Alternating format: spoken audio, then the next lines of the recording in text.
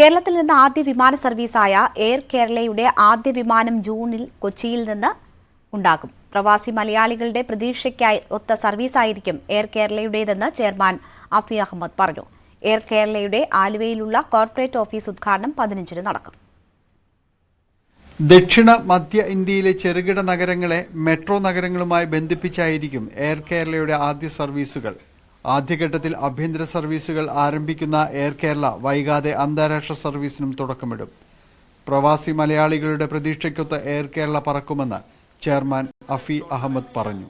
ഇനി 2030 ആകുമ്പോഴേക്ക് ഏകദേശം 30ഓളം ഏവിയേഷൻ കമ്പനിയെങ്കിലും ഇന്ത്യയിൽ വേണമെന്നാണ് സിവിൽ ഏവിയേഷൻ തന്നെ കണ്ടെത്തിയിരിക്കുന്ന പഠനം. കാരണം വരും ദിവസങ്ങളിൽ ട്രാവലേഴ്സ് കൂടുകയാണ്. കാരണം എല്ലാവർക്കും ടൈം വാല്യൂഡാണ്. ജനങ്ങൾക്ക് ഏറ്റവും പെട്ടെന്ന് പോയി വരാനുള്ളൊരു ഫെസിലിറ്റീസ് വരുന്ന ദിവസങ്ങളിൽ T2 എയർ എന്നുള്ള ഒരു സംവിധാനം, അതായത് സൗത്ത് ഇന്ത്യ ആയിരിക്കും ആദ്യത്തെ സെക്ടറുകൾ. നമ്മുടെ എയർപോർട്ടുകൾ കേന്ദ്രീകരിച്ചിട്ടാണ് ആദ്യം കേരളത്തിൽ നിന്നും നമ്മളെ നിയറസ്റ്റ് എയർപോർട്ടുകൾ കേന്ദ്രീകരിച്ചിട്ടായിരിക്കും ഓപ്പറേറ്റ് ചെയ്യുക. ഇൻ ഫ്യൂച്ചർ നമ്മൾ നോർത്ത് കാര്യങ്ങളിലേക്കെല്ലാം മൂവ് ചെയ്യും, പിന്നെ ഇന്റർനാഷണലിലേക്ക് മൂവ് ചെയ്യും. പക്ഷേ ബിഗിനിങ്ങിൽ നമ്മൾ നോർത്ത് സൗത്ത് മാത്രം കേന്ദ്രീകരിച്ചിട്ട് ഓപ്പറേറ്റ് ചെയ്യാനാണ് ഉദ്ദേശിക്കുന്നത്. 76 സീറ്റുകളുള്ള ATR വിമാനങ്ങളാണ് സർവീസിന് ഉപയോഗിക്കുന്നത്. എല്ലാം ഇക്കോണമി ക്ലാസ് സീറ്റുകളായിരിക്കും. ആദ്യഘട്ടത്തിൽ 5 വിമാനങ്ങളാണ് സർവീസ് നടത്തുക. ആലുവയിലെ കോർപ്പറേറ്റ് ഓഫീസിന്റെ ഉദ്ഘാടനം ഈ മാസം 15-ന് നടക്കും.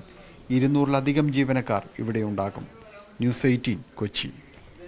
ജയിലർ 2 ചിത്രീകരണത്തിനായി പാലക്കാട് അട്ടപ്പാടിയിലെത്തി രജനീകാന്ത്. ഷോളയൂർ, ഗോഞ്ചിയൂർ, എന്നിവിടങ്ങളിലാണ് ലൊക്കേഷൻ. ഏകദേശം 20 ദിവസത്തോളം കേരളത്തിലുണ്ടാകും. താരത്തെ കാണാനെത്തിയ പ്രദേശവാസികളെ രജനീകാന്ത് കാറിൽ നിന്നിറങ്ങി അഭിവാദ്യം ചെയ്തു.